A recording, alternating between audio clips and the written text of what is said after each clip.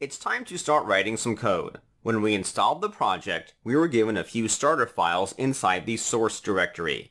It provides a basic example on how you would create components and structure them. That was nice and all, but I want to start from scratch.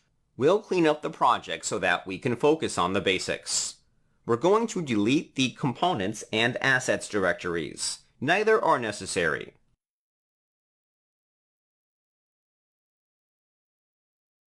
Then inside the app component file, we're going to remove the style block.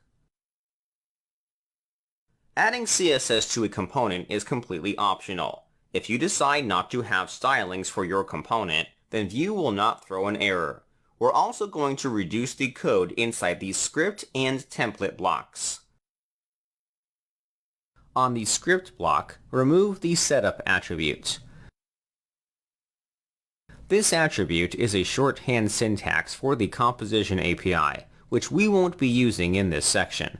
Unless I state otherwise, this attribute should always be removed from the script block. The bare minimum requirements for a single component file to be valid is the template block. The template block must contain at least one root element. We're allowed to have multiple root elements in an application. Inside the template, we're going to add a simple greeting in the form of a paragraph.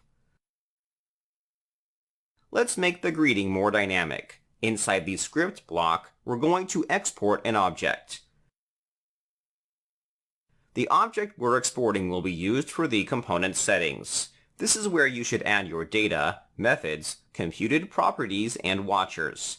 Everything's the same as before. Before we jump into adding the data, I want to assign this component a name. We'll add a property called name. The name property isn't required, but it can be useful for debugging.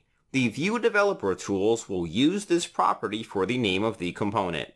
Sometimes Vue will display components as anonymous when it doesn't know what name to give it.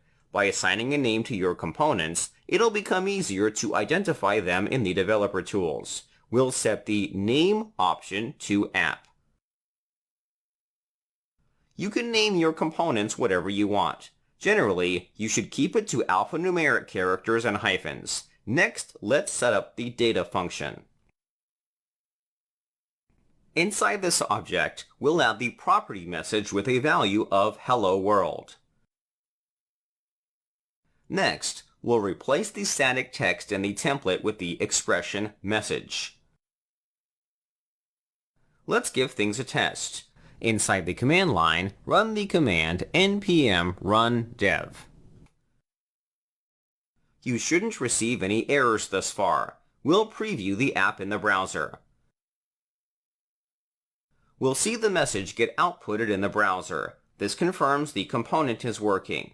Almost everything we've learned so far still applies to components. The main difference is that we have a better separation of logic. It's much easier to work with components when the template has syntax highlighting.